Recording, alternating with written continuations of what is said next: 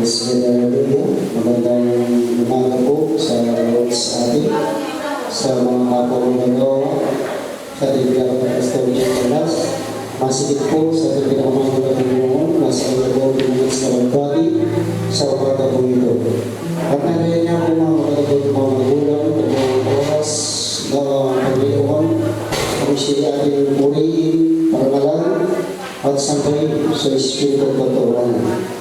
Ano man yung mga pagsubok na dala-dala po natin ngayon, ano man yung problema, ano man yung mga bagay na nangyayari na bigatan, karamdaman, pero naway hindi mag-ingatan yan, kung hindi po natin purihin ang ating pinamahal ng Panginoon. Isang mabuting bagay na magpuri at magpasalamat sa ating dakilang Diyos.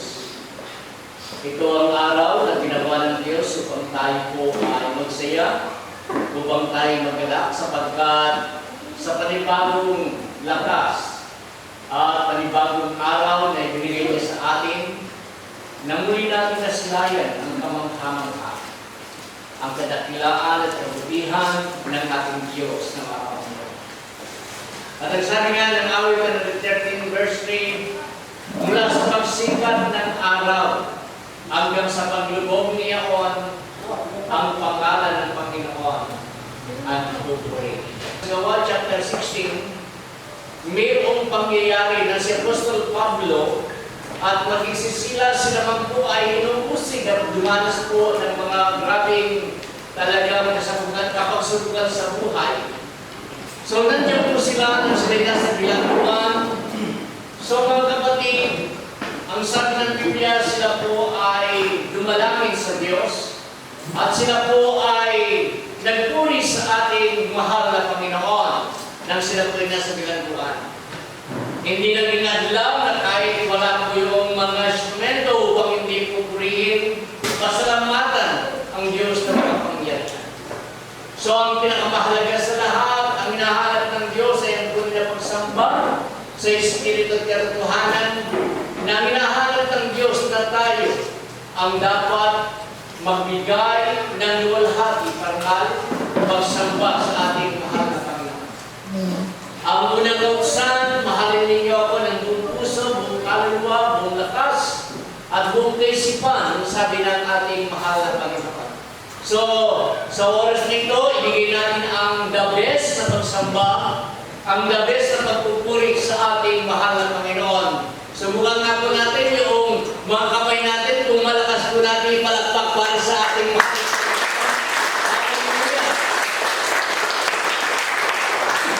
So, pumunta po tayo dito, hindi para sa kanino pa man, pumunta tayo dito para sumamba sa ating Panginoon. Sabi nga ng Philippians 4:4, natin po yung 1 Thessalonians 5:16, ang sabi po ng Biblia, rejoice in the Lord, I say again, rejoice. So tayo po ay dapat masaya.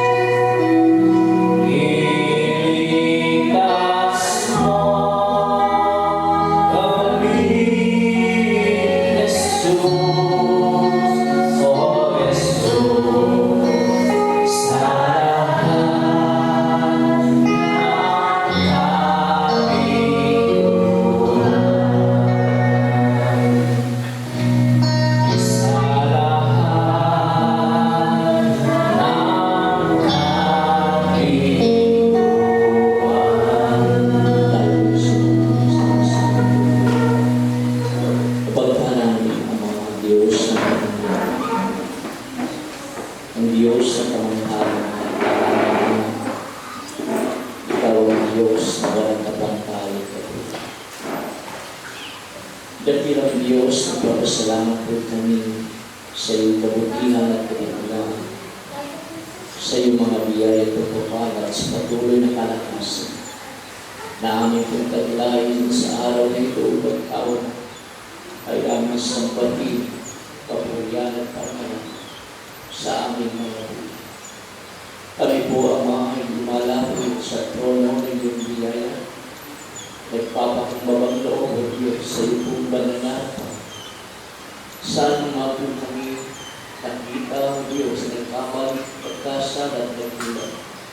Kami po ay patawarin po ninyo at kami marapatid na maging karapat-dapat sa inyo.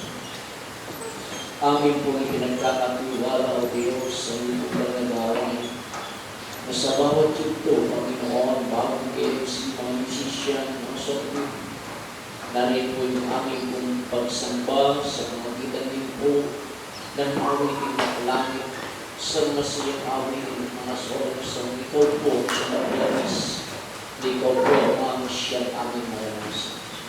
Ikaw ang magpala o Diyos sa bawat mga latino na natayo ng bawat o hindi awi-awitin. Gamitin mo po ang bawat isa at daluyan po ang inyong pagpapala. At ikaw, Panginoon Diyos, ang siyang administro sa bawat mga awit mo, Panginoon.